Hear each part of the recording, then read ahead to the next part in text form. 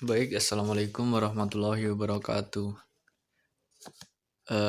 Nama saya Rifai Budi Hartanto. Saya akan menjelaskan mengenai e-commerce dalam perspektif Islam atau perdagangan online dipandang secara Islam. Dalam Islam, setiap usaha atau perdagangan harus dilakukan menurut ketentuan hukum yang berlaku agar tidak ada kelompok atau pihak jual beli yang dirugikan. Untuk itu, setiap bisnis harus dilakukan menurut syariat-syariat Islam maupun ketentuan umum dalam suatu negara tersebut. Setiap usaha yang merugikan seseorang atau pelanggan, baik pelanggan maupun penjual, akan dikenakan sanksi undang-undang maupun sanksi keagamaan.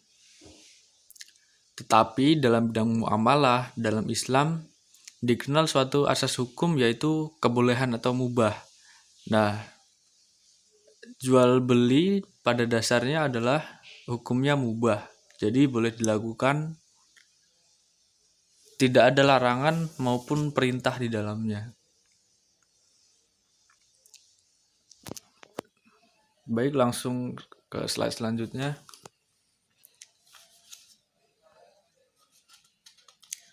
Dalam literasi fikih, para ulama menjelaskan bahwa kegiatan perdagangan melibatkan dua kegiatan, yaitu jual dan beli, yang masing-masing saling berkaitan satu sama lain, sehingga jual beli diartikan sebagai pertukaran harta dengan harta lainnya yang disertai dengan pemindahan hak milik.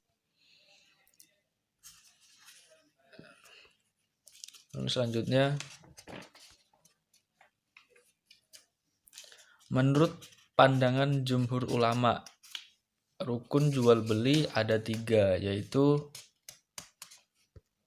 yang pertama, orang yang bertransaksi.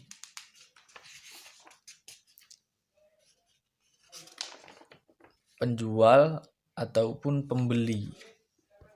Yang kedua adalah sigot atau lafal ijab dan qabul.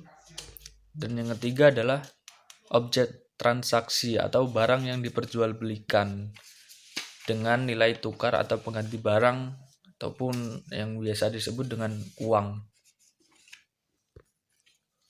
Selanjutnya, pendapat mayoritas ulama mengenai sahnya jual beli adalah dasar-dasarnya. Yang pertama, hakikat dari jual beli yang disyariatkan adalah menukar harta dengan dasar kerelaan hati dari kedua belah pihak. Tidak ada ketentuan syar'i tentang harusnya lafal tertentu sehingga semuanya kembali pada adat kebiasaan. Yang selanjutnya, tidak ada bukti adanya syarat ijab qabul secara lisan dalam nas-nas syariah. Jadi di sini jelaskan bahwasanya memang ada ijab kabul, tapi tidak ada dasar yang menjelaskannya harus secara lisan. Jadi kalau dalam jual beli online kan biasanya cuman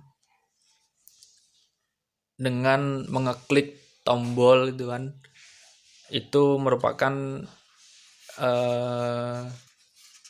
bukti bahwa transaksi merupakan transaksi disepakati oleh kedua belah pihak.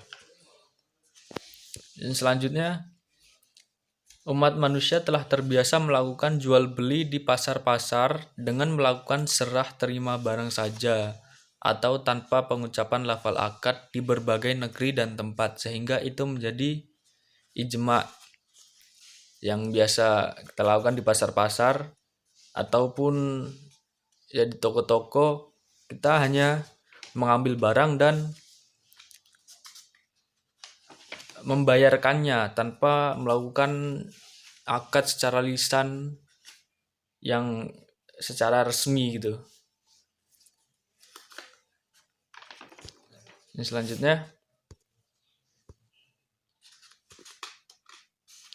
Syarat subjek yang melakukan transaksi. Dalam Islam terdapat 2 syarat bagi orang yang melakukan transaksi, yaitu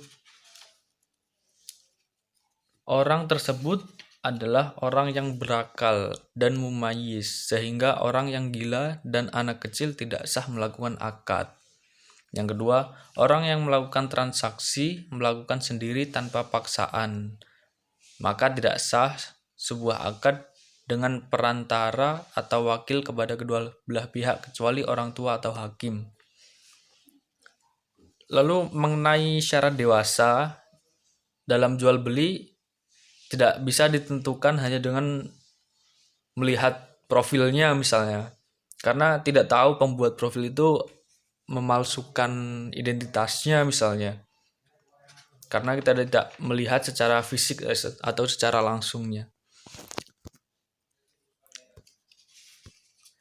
Selanjutnya mengenai syarat berkaitan dengan objek transaksinya atau barang yang ditransaksikan.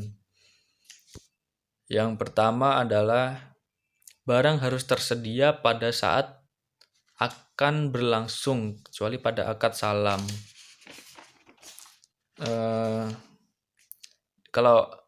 Jadi barang itu ketika kita membelinya harus sudah ada persediaan bahwa barang itu sudah ada gitu. Kecuali pada akad salam kan pembelian yang barangnya belum ada gitu. Selanjutnya, barang yang diperjualbelikan adalah barang berharga. Lalu, barang tersebut adalah milik perorangan, maka tidak sah jika barang yang diperjualbelikan adalah barang umum.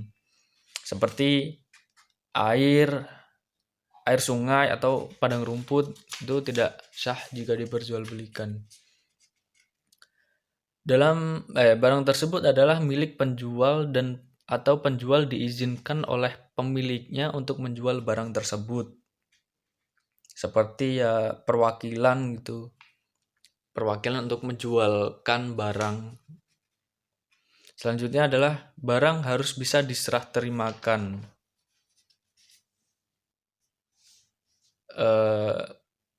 Maksudnya barang itu bukan barang yang gosip atau barang itu tidak ada. Misalnya kayak bukan tidak ada sih. Tidak bisa kita serah terimakan kayak burung yang di udara kita jual, nggak mungkin kan. Nggak bisa diserah terimakan.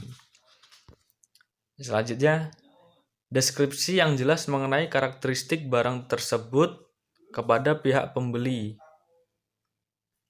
baik melalui penyaksian langsung maupun dengan mendeskripsikan sifatnya secara terperinci. Jadi kalau jual barang gitu harus dijual dengan deskripsi yang jelas, sejelas-jelasnya di deskripsi di bawah barang tersebut. Selanjutnya, barang yang diperjualbelikan bisa dimanfaatkan secara syara. Ini menurut saya sudah secara umum ya jual beli. Ketika barang yang diperjualbelikan itu tidak bermanfaat, saya rasa itu sudah umum lagi bahwa itu tidak diperbolehkan. Selanjutnya, barang tersebut bukan barang yang diharamkan. Ya, sudah umum lagi nih dalam Islam, kayak barang haram tuh kan kayak minuman keras misalnya. Selanjutnya, validitas e-commerce dalam Islam. Maksudnya tahap yang harus dilakukan untuk mengetahui validitas transaksi e-commerce, yaitu yang pertama mengajukan kontrak atau ta'aqud. Ini adalah tahap pertama yang harus dilakukan di mana kedua belah pihak mengecek adanya 4 pilar yang mengikat kontrak, yaitu sigot tadi ijab kabul. Lalu kedua belah pihak yang melakukan transaksi, yaitu penjual dan pembeli, terus barang yang diperjualbelikan, dan ungkapan yang harus disepakati. Jika pemilik produk tidak bisa hadir, maka seseorang agen harus memastikan bahwa perusahaan tersebut menurut Anda hubungannya dengan barang yang menjadi objek transaksi selain syarat yang berlaku pada objek pada umumnya. Lalu yang kedua, memastikan validitas. Jadi selama proses validitas, kontrak tersebut harus bebas dari elemen bunga, ketidakpastian atau gharar, penipuan, pemaksaan, atau salah satu jenis dari perjudian atau maisir. Yang ketiga, implementasi atau pelaksanaan atau nafas. Dalam tahap ini ada dua hal utama yang harus dilakukan. Yang pertama adalah orang yang menawarkan produk adalah pemilik produk itu sebenarnya dan memiliki hak penuh terhadap barang tersebut. Jadi bukan milik orang lain, atau jika milik orang lain itu sudah mempunyai hak untuk mewakili itu. Yang kedua adalah barang tersebut terbebas dari semua hutang piutang. Yang keempat, mengikat. Dalam tahap ini kedua pihak harus menandatangani kontrak yang mengikat.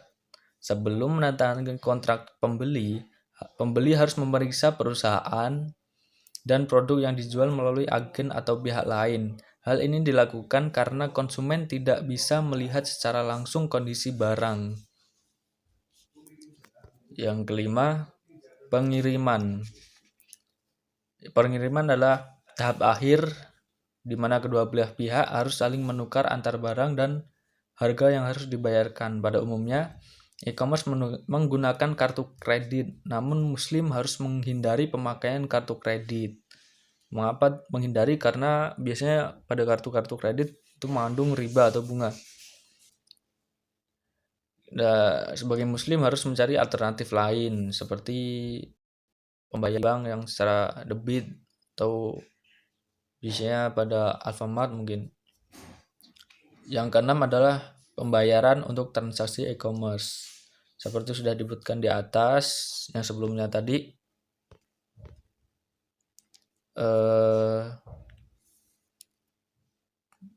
kalau bisa tidak menggunakan kartu kredit karena kartu kredit